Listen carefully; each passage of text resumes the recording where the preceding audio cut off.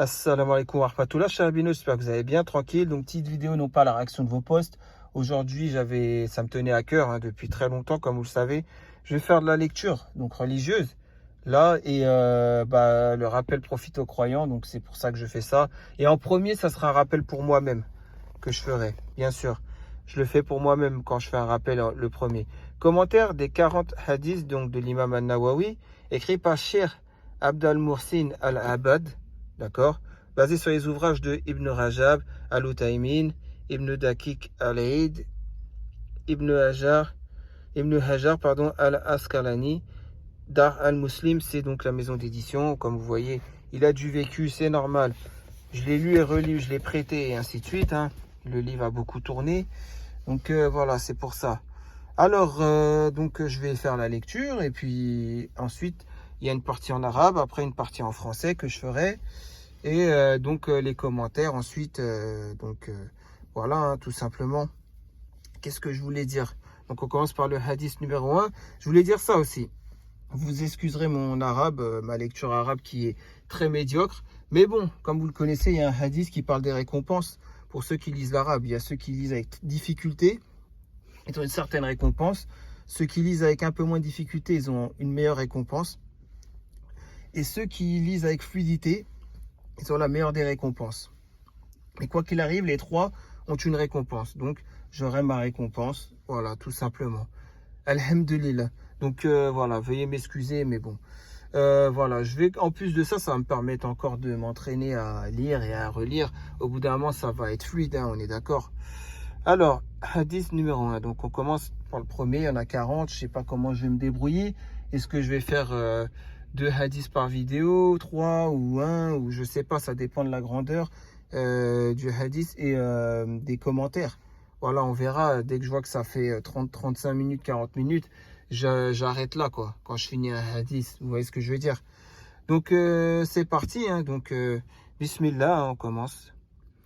Donc, un amir المؤمنين أبي حفص عمر بن الخطاب رضي الله عنه قال سمعت رسول الله صلى الله عليه وسلم يقول إنما لا أعمل بالنيات نيات وإنما لكل امرئ ما نوى فمن كانت هجرته إلى الله ورسوله فهجرته إليه ورسوله ومن كانت هجرته لدنيا يصيبها أو امرأة ينكحها فهجرته إلى ما هاجر إليه. Donc je viens de lire là en arabe, veuillez excuser mon arabe, mais en gros, maintenant, il y a la partie en français. Le commandeur des croyants Abu Hafs Umar ibn al-Khattab radiyallahu anhu rapporte: j'ai entendu le messager d'Allah sallallahu alayhi wa sallam dire: les actes ne valent que par leurs intentions, et chacun sera rétribué selon ses intentions. Celui qui émigre pour Allah et son messager, son émigration lui sera comptée par Allah et son messager. Et celui qui émigre pour obtenir un bien de ce bas monde ou pour épouser une femme, son émigration lui sera comptée. D'accord. Donc on parle de mariage gris quand on parle de ça, selon ce qu'il recherchait. Rapporté par les 2 imams des savants du hadith, donc Abu Abdallah ibn Muhammad ibn Ismail ibn al-Mughira ibn al-Bardizbah al-Bukhari, donc de la ville de Bukhara, c'est pour ça qu'on l'appelle l'imam al-Bukhari, on est d'accord, et Abu al-Hussein Muslim ibn al-Hajjaj ibn Muslim al-Quraishi al-Nisaburi, c'est-à-dire de la ville de Nishapur, c'est pour ça qu'on l'appelle al-Nisaburi. Donc dans leurs 2 Sahih, qui sont les 2 ouvrages les plus authentiques écrits par les hommes. Voilà, tout simplement. Donc l'explication 1. Rapporté par Al-Bukhari et Muslim et les auteurs des Sunan, ainsi que d'autres. Ils l'ont rapporté uniquement de Omar, donc Kissa al-Kamah ibn Waqqas al-Laythi, Muhammad ibn Ibrahim al-Taymi et Yahya ibn Saïd al-Ansari, puis les rapporteurs furent plus nombreux. Il compte parmi les hadiths de Sahih al-Bukhari ne comportant qu'un seul transmetteur par degré, et il en marque le début. Il en est de même pour sa conclusion, qui est le hadith de Abu Huraira, deux paroles aimées du tout miséricordieux, qui compte également parmi les hadiths du Sahih, ne comportant qu'un transmetteur par degré. Voilà. Donc ensuite, numéro 2, An-Nawawi débuta les 40 hadiths par ce hadith, à l'exemple d'un groupe de savants qui ont débuté leurs ouvrages de la sorte, parmi lesquels l'imam al-Bukhari qui débuta son Sahih ainsi. De même que Abd al-Ghani al-Maqdisi, dans son ouvrage Umdah al-Ahkam, al-Baghawi dans ses deux ouvrages Masabih as-Sunnah et Sharh as-Sunnah, et As-Suyuti dans son ouvrage Al-Jami' as-Sahih. Au début de son livre Al-Majmu' Sharh al-Madhab, An-Nawawi consacra un chapitre dans lequel il dit, donc c'est le premier chapitre sur 35, chapitre donc de quoi? De la sincérité, de la véracité et de la conscience de l'intention en chaque œuvre apparente et cachée. On est d'accord? Donc en gros, pour faire comprendre, par exemple, hein, là il parlait d'émigrer, on va dire quelqu'un qui est au Maroc, qui veut émigrer dans l'espace Schengen, d'accord? Allah, il sait mieux que quiconque pourquoi il émigre. Est-ce que c'est pour la religion? Ou est-ce que par exemple c'est parce que il a rencontré Jacqueline, une Française de 60 piges sur les réseaux sociaux, et qui se dit ah je vais la charmer, elle va me faire aller en France, elle va me faire les papiers et après je la largue. Vous voyez ce que je veux dire? Allah sait mieux si la personne elle vient pour la religion ou si elle vient pour Jacqueline 60 piges, pour un mariage gris, arnaque au sentiment. Vous voyez ce que je veux dire? Voilà ce que ça veut dire. Donc quand vous venez du Maroc, par exemple, pour venir en France, ou de n'importe quel autre pays pour venir en espace Schengen ou peu importe, Allah il sait pourquoi vous venez. Ça ne sert à rien de vous cacher. Au moins, dites la vérité. Si c'est pour un mariage gris, si c'est parce qu'en France, il y en a un qui a un restaurant qui vend de l'alcool et ça marche très bien, et il te fait une promesse d'embauche et tu dis, ah vas-y, mais allez, je m'en fous qu'il vende de l'alcool, je vais aller dans ce restaurant, je vais travailler, et après j'aurai un titre de séjour professionnel, et après j'aurai ma carte de séjour de 10 ans et tout, eh ben Allah, il le sait mieux. Autant le dire la vérité dans ces cas-là.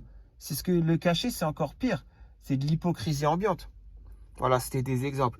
Donc il y mentionna 3 versets du Coran, donc, puis le hadith. Les actes ne valent que par les intentions. Il dit c'est un hadith authentique, unanimement reconnu et d'un rang et prestige éminent. Il compte parmi les règles de la foi son premier et principal pilier.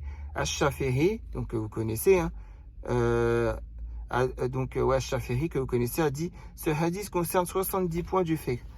Il dit également il représente le tiers de la science. D'autres savants ont eu des propos similaires et c'est un des hadiths autour desquels gravite l'islam. On a divergé sur leur nombre, on a dit qu'ils étaient au nombre de 3. Pour d'autres, 4, 2, voire 3, un seul. Voire un seul, pardon. Je les ai tous réunis dans les 40 hadiths qui sont au nombre de 40. Et aucune personne croyante ne peut s'en passer car ils sont tous authentiques, réunissent les règles de l'islam dans les fondements, les subdivisions, l'ascétisme, le comportement, les nobles caractères et d'autres choses encore. Des sujets que j'aime beaucoup comme l'ascétisme, Az-Zuhd. J'avais fait le cours sur Az-Zuhd et je peux vous dire, ça m'a mis une claque. Quand je vois que en fait j'aime trop la dunya, quand j'ai pris mon cours sur Az-Zuhd, j'aime trop la dunya. J'aime trop changer de voiture, changer de vêtements, changer de téléphone tous les ans, etc., etc. Ce n'est pas l'ascétisme. C'est le contraire de l'ascétisme. Et franchement, qui mieux que l'imam Ahmad pour en parler et pour en avoir parlé et pour en avoir fait un exemple dans son comportement. Vous voyez ce que je veux dire? Donc voilà. J'ai débuté par ce hadith pour imiter nos imams et nos savants pieux prédécesseurs qu'Allah les a agréés. Ah, ça c'est sûr. C'est par ce hadith que débuta l'imam de savant du hadith sans aucune contestation. Abu Abdallah al-Bukhari dans son Sahih. Vous imaginez quand même, c'est-à-dire l'imam al-Bukhari, comment il est connu aujourd'hui. Il a débuté par ce hadith. Tellement il est important. C'est les actes et les intentions, voilà. On sait pourquoi tu veux faire telle chose. Nous, on ne sait pas, mais Allah Azzawajal le sait. Il le sait. Donc quand on est croyant, si on est vraiment un véritable croyant, on sait pour quelle raison on fait telle chose et on sait que Allah sait. Et on ne peut pas On peut cacher à l'humain, mais on ne peut pas cacher à Allah. Vous voyez ce que je veux dire? C'est fort quand même. Bon, enfin bref. Donc, et un groupe de savants a rapporté que les pieux prédécesseurs aimaient débuter leurs ouvrages par ce hadith, afin d'attirer l'attention de l'étudiant sur la correction de l'intention et du fait de viser la face d'Allah dans tous ses actes, apparents et cachés. Nous avons rapporté que l'imam Abu Saïd, Abdurrahman ibn Mahdi, a dit, si j'avais écrit, s'il avait écrit quoi? On va voir ça tout de suite. Bismillah. Si j'avais écrit un livre, j'aurais débuté chacun de ces chapitres par ce hadith. Nous avons également rapporté sa parole. Celui qui veut écrire un livre, qu'il commence par ce hadith. Subhanallah. Donc quand quelqu'un vient de parler en privé, mon frère ou ma soeur, et que toi tu voulais juste le mariage avec la personne, mais la personne s'est déjouée de toi et a utilisé la ruse en venant de parler, sache une chose, Allah le savait déjà et Allah le sait. Toi tu l'as su après quand il t'a brisé le cœur. T'inquiète pas. Quand il t'a fait perdre ton temps, quand il t'a énervé ou elle t'a énervé parce qu'elle t'a fait perdre ton temps, eh bien c'est la même chose. Allah il sait déjà ton intention. Pourquoi alors jouer du vice? Pourquoi obtenir ce que tu veux après et après tu te casses alors que tu avais fait promettre le mariage et tout à la personne? C'est un exemple que je donne, mais ça arrive tout le temps. Ça, c'est pas des vrais croyants, c'est des hypocrites. Parce que les gens, ils le savent, ou alors il faut semblant de pas savoir que Allah sait déjà leur intention.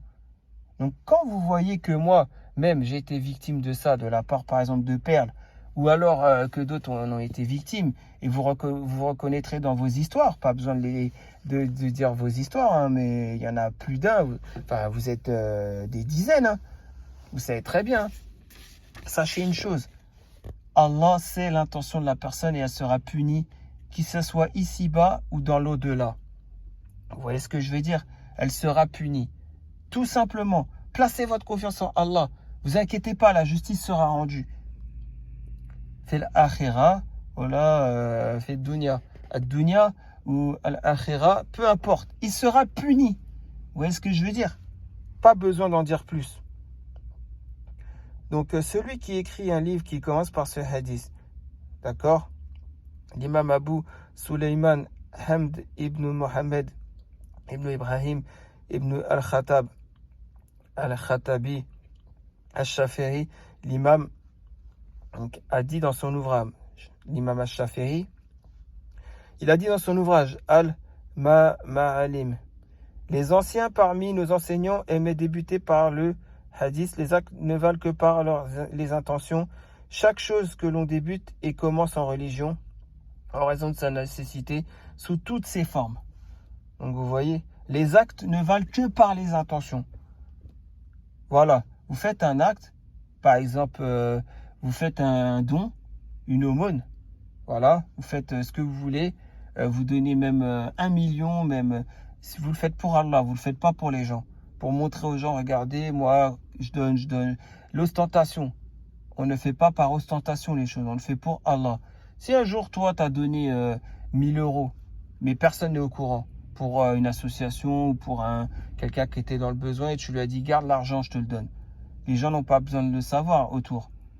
Et si la personne a abusé de toi, elle a pris 1000 euros alors qu'on n'avait pas besoin, etc., t'en fais pas. Il y a la justice d'Allah derrière tout ça. Les actes ne valent que par les intentions, ça va aussi dans le sens de la personne qui a reçu les 1000 euros et qu'il avait une mauvaise intention avec les 1000 euros, juste pour se payer son dernier iPhone, qu'il ne pouvait pas se payer alors qu'il n'est même pas dans la misère, et au lieu de se contenter d'un téléphone à 100 euros. Vous voyez ce que je veux dire? Vous inquiétez pas pour ça. La religion, c'est ça, placer sa confiance en Allah, c'est toujours ce qu'on doit faire. Toujours, toujours. Donc Ibn Rajab a dit dans Jami' al-Ulum wal-Hikam. Excusez-moi, hein, j'ai du mal, mais bon, c'est pas grave. Les savants sont unanimes sur l'authenticité et l'acceptation de ce hadith.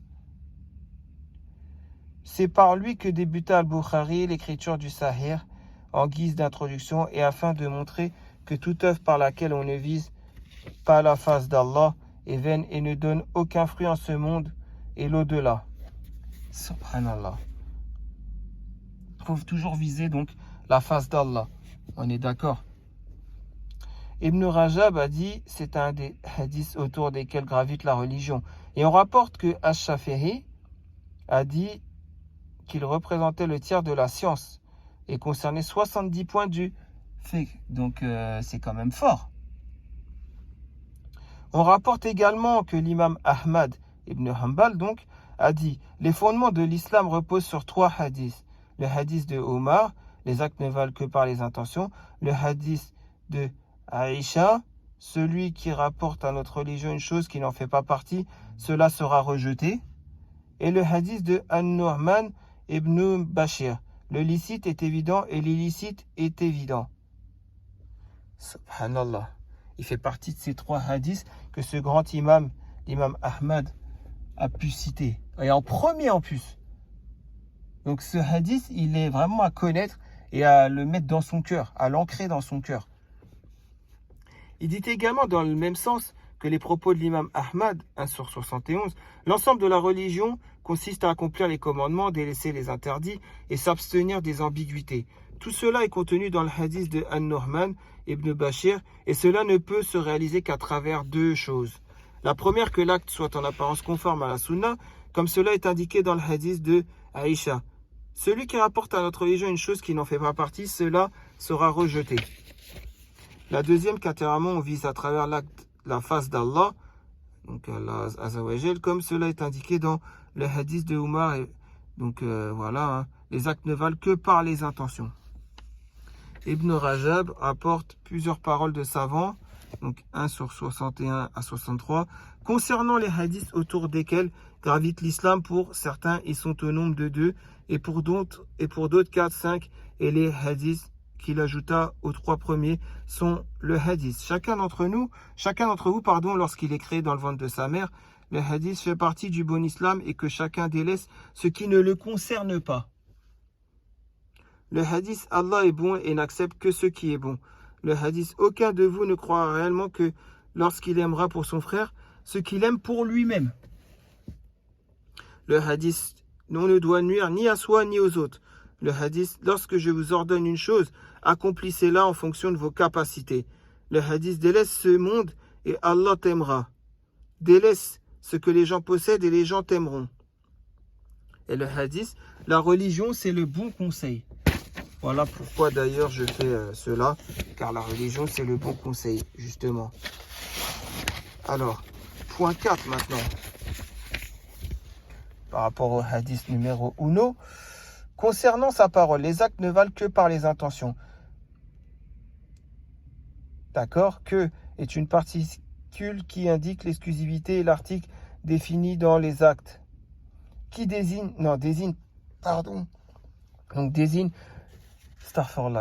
pour certains exclusivement les actes d'adoration et pour d'autres l'ensemble des actes. Ainsi, on est récompensé pour ce qui est un acte d'adoration. Par contre, pour ce qui fait partie des habitudes comme le manger, le boire, le sommeil, celui qui les accomplit n'est récompensé que si son intention est de se renforcer pour accomplir des actes d'obéissance. L'article défini dans les intentions remplace le pronom possessif, c'est-à-dire les actes ne valent que par leurs intentions. Il y a donc une élision du terme considéré, c'est-à-dire les actes ne sont considérés qu'en fonction de leurs intentions. Vous imaginez quand même. C'est que les intentions qui comptent dans chaque acte qu'on veut faire. Ça veut dire que si un jour on voulait tuer quelqu'un, mais on ne l'a pas fait, justement il y a eu un acte qui a fait qu'on n'a pas pu tuer la personne. L'intention c'était tuer la personne, donc l'intention y restera. Après on va parler de repentir sincère, bien sûr, et de remercier Allah que l'irréparable n'a pas été commis. Mais bon, vous avez compris quoi.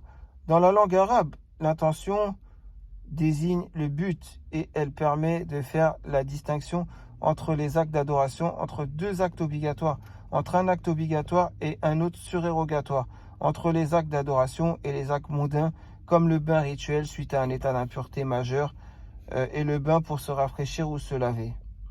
Ah, bien sûr, c'est ça. C'est exactement ça.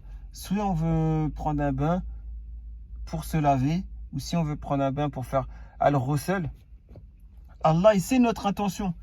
Donc si après on prend un bain juste pour se laver. Et après, on dit, oh, j'avais la flemme de y mettre l'intention pour Al-Ghusl, c'est vraiment pour me laver. Allah, il saura. Donc, c'est pas comme si tu seras toujours en état d'impureté. Voilà, il faut mettre l'intention. Je vais faire Al-Ghusl. J'ai eu un rapport avec ma femme sexuelle. J'ai Al-Ghusl à faire, puisque j'ai terminé et j'étais jusqu'au bout. Et donc, je vais faire Al-Ghusl. Il faut y mettre l'intention. Si c'est après, non, je vais juste me laver pour pas sentir le fauve. Non, tu resteras en état d'impureté. Concernant sa parole, donc, et chacun sera rétribué selon ses intentions. Ibn Rajab dit 1,60 sur 65. C'est une information disant qu'il n'obtiendra de son acte que ce qu'il a visé. Si son intention était bonne, il obtiendra un bien de son acte. Dans le cas contraire, il en obtiendra un mal. Concernant les deux premières phrases du hadith, il ne s'agit pas d'une simple répétition.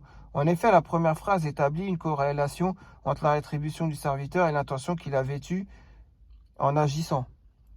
Aussi, pour ce qui est de l'acte en lui-même, on le qualifiera de bon corrompu ou permis selon l'intention qui a poussé son auteur à l'accomplir. Et pour ce qui est de la rétribution de son auteur, il sera récompensé, châtié ou exempt de rétribution selon son intention première qui aura déterminé la valeur de son acte, à savoir bon, corrompu ou permis. D'accord ? Concernant sa parole, celui qui émigre pour Allah et son messager, son émigration lui sera comptée, donc pour Allah et son messager. Et celui qui émigre pour obtenir un bien en ce bas monde, ou pour épouser une femme, son émigration lui sera comptée selon ce qu'il recherchait. Subhanallah. Donc le terme émigration vient qui signifie l'abandon. Donc ça vient de l'abandon, l'émigration. D'accord ? Donc on abandonne, bien sûr, l'endroit où on était. Ça vient donc de l'abandon, on est d'accord. Cela peut désigner l'abandon du pays où règne de la peur pour un pays où règne de la sécurité, comme l'émigration de la Mecque vers l'Abyssinie, ou encore l'abandon de la terre de mécréance vers la terre d'islam, comme l'émigration de la Mecque vers Médine, et cette dernière émigration de la Mecque vers Médine a cessé après la libération de la Mecque. Donc, quant à l'émigration d'un pays de mécréance vers un pays d'islam, elle perdurera jusqu'à l'arrivée de l'heure. Celui qui émigre pour Allah et son messager, donc son émigration, il sera compté pour Allah et son messager, désigne à la fois la condition et la récompense, alors qu'elles sont généralement distinctes. Le sens en est que celui qui émigre pour Allah et son messager, dans son intention et son but, alors son émigration lui sera comptée pour Allah et son messager. D'accord ? Dans sa récompense et sa rétribution. C'est en cela qu'elles sont différentes. Ibn Rajab, donc dans 1,72, a dit le prophète sallallahu alayhi wa sallam a mentionné que les œuvres dépendaient des intentions et que chacun est rétribué selon son intention, bonne ou mauvaise. Ce sont là deux paroles globales et deux règles générales, et aucun acte ne sort du cadre de ces deux règles. Et il mentionna par la suite deux actes dont la forme apparente est la même, mais dont la valeur, c'est-à-dire que l'acte soit bon ou corrompu, dépend des intentions. C'est comme s'il disait toutes les œuvres sont à l'image de ces deux actes. Il dit également, 173, le prophète sallallahu alayhi wa sallam nous a informé que l'émigration diffère en fonction des intentions et des objectifs qu'on vise à travers elle. Celui qui émigre vers une terre d'islam, par amour d'Allah et de son messager, dans l'espoir d'y apprendre l'islam et d'y pratiquer sa religion sans contrainte, ce qui lui était impossible dans les pays des mécréants, alors il est celui qui a accompli l'immigration au vrai sens du terme. Au vrai sens du terme. Il lui suffit comme honneur et fierté d'atteindre ce qu'il a visé par son émigration vers Allah et son messager. Donc maintenant, je vais dire une chose, je vais poser une question. Il y a des gens, je ne les juge pas, ils sont venus par exemple du Maghreb pour venir en espace Schengen. Donc en France, en Belgique, aux Pays-Bas, en Angleterre, en Italie, en Espagne, au Portugal, en Allemagne pour la plupart des Maghrébins. C'est là où ils sont venus. Sachant qu'ils savaient qu'il n'y a plus l'apprentissage de l'arabe littéraire, comme ils étaient au bled, sachant que il n'y a plus les cours religieux, sachant qu'il n'y aura plus tout ça pour les enfants qui vont faire en espace Schengen, sachant que la majorité ont des chances de finir dealers, ils ont la chance de finir voleurs, en tout cas d'avoir un casier judiciaire et ainsi de suite, sachant que beaucoup ne feront pas la prière, moi ce que j'aurais aimé savoir, bah oui, les enfants, il y aura moins de chances qu'ils fassent la prière et tout. J'aimerais savoir comment vous pouvez mettre l'argument du « ouais, mais au Maghreb, il y a trop d'injustice. Il y a pas assez, la paye n'est pas assez bonne. C'est la misère et tout. » Est-ce qu'on est là pour la dunya? Ou est-ce qu'on est là? Non, mais pour al-akhira. C'est tout ce que je veux savoir. Pour l'akhira ou là pour la dunya? On est là pour quoi? Nous, musulmans. C'est tout ce que j'aimerais savoir. Bien sûr, il ne faut pas non plus se priver d'électricité, d'eau chaude et tout. Bien sûr, il ne faut pas vivre à l'époque de Charles Ingalls. On est d'accord. Mais quand même, vous voyez ce que je veux dire? Il y a des choses que je ne comprendrais pas. C'est quoi en fait? Beaucoup d'entre eux, faut dire la vérité, beaucoup d'entre eux, pas la majorité, mais beaucoup d'entre eux, ils veulent plus de l'islam. Ah, l'islam, ça me fait chier, mais ils ne le disent pas. Et ils viennent en espace Schengen. Donc voilà, c'est ça que je montre du doigt. Après, bien sûr, chacun est libre de faire ce qu'il veut. Chacun son livre, chacun sa tombe. Je ne serai personne pour le juger. Mais Allah, il a déjà jugé cela. Donc moi, je ne juge pas, mais Allah, il a déjà jugé que c'est mauvais pour vous, ceux qui font ça. C'est pas mon jugement. Moi, je n'ai nullement le droit de vous juger. Mais Allah, il vous a jugé et il a déjà dit que c'est mauvais pour vous. Voilà, tout simplement. Ya subhanallah. C'est en ce sens qu'il s'est contenté pour la réponse à cette condition d'en répéter les termes. Car en accomplissant son immigration, il a obtenu l'objet de son intention, c'est-à-dire la satisfaction d'Allah et de son prophète, ou donc dans le cas contraire, la dunya, quoi. Vous avez compris. Ce qui représente le comble de ce que peut rechercher un homme tant dans ce bas monde que dans l'au-delà. Et celui dont l'intention est un émigrant d'une terre de mécréance vers une terre d'islam et d'obtenir un bien de ce monde ou d'épouser une femme en terre d'islam, son émigration lui sera comptée selon ce qu'il recherchait. Le premier est commerçant, le deuxième est un prétendant au mariage. Mais aucun des deux n'émigre pour Allah et son messager. Subhanallah. Ah, c'est vrai, il y en a, c'est ce qu'ils font, hein. Ils retournent au bled, non pas pour l'islam, ils retournent au bled pour faire leur business. Ah, j'ai 50 000 œufs, avec 50K, c'est bon, je peux acheter mon garage, mon local là-bas, et je peux faire mon petit business, t'as vu? Ça peut être n'importe quoi, même un business halal, hein, qui va être fructueux. La personne est retournée en terre d'islam pour faire du business, c'est pour faire de l'argent. Il n'est en aucun cas venu pour apprendre sa religion. Ça aussi, c'est pas bon. Concernant sa parole, selon ce qu'il recherchait, c'est là une forme de mépris et de dédain pour ce qu'il recherchait comme bien de ce monde, car il ne l'a même pas mentionné. L'émigration vers Allah et son messager est unique. Elle ne se subdivise pas. C'est pourquoi il répondit en reprenant les mêmes termes. Quant aux raisons qui peuvent motiver l'émigration d'une personne, elles sont innombrables, puisqu'il se peut qu'une personne émigre pour une cause qui peut être permise ou licite, bien sûr. De même que les individus qui visent par leur émigration des objectifs mondains ne sont pas non plus quantifiables. C'est pour cette raison qu'il a dit, selon ce qu'il recherchait, c'est-à-dire qui que ce soit et quelle que soit la cause de son émigration. Donc le point numéro 7, Ibn Rajab a dit 1 sur 74 à 75, il s'est répandu que le récit de celui qui émigra pour épouser Qais fut la cause des propos du prophète. Et celui qui émigre pour obtenir un bien de ce monde ou pour épouser une femme, de nombreux contemporains l'ont mentionné dans leurs ouvrages. Mais nous n'avons vu à ce sujet aucune chaîne de transmission authentique et Allah est le plus savant. Le lieu de l'intention et le cœur et sa prononciation est une innovation, donc dans le point numéro 8. Il n'est donc pas permis de formuler oralement l'intention dans aucun acte d'adoration, sauf pour le pèlerinage, pour le Hajj et la Umrah. Subhanallah. Il est permis de la dire à voix audible dans la talbiya selon le type de rite choisi pour l'accomplissement du pèlerinage, donc Kéran, Ifrad ou Tamato. Ainsi, on dit « me voici pour l'accomplissement du Hajj et de la Umrah » ou « me voici pour l'accomplissement du Hajj » ou « me voici pour l'accomplissement de la Umrah ». La prononciation de l'intention à voix audible est valable pour cette adoration en particulier au vu des textes authentiques de la Sunna mentionnés à ce sujet. En dehors de ce cas, il n'est pas permis de formuler l'intention à voix audible. Donc maintenant, on en est au point numéro 9. Les enseignements du hadith. Voilà, donc là c'est un récap, on va dire ça comme ça. Hein. Voilà. Donc c'est un récap de tout ça, un récapitulatif. Donc point numéro 1, tous les actes sont accomplis avec une intention. Point numéro 2, on rétribue l'auteur d'un acte en fonction de son intention. Point numéro 3, la récompense de l'accomplissement d'un acte dépend de son intention. Le savant, dans le point numéro 4, peut donner des exemples pour expliquer et clarifier.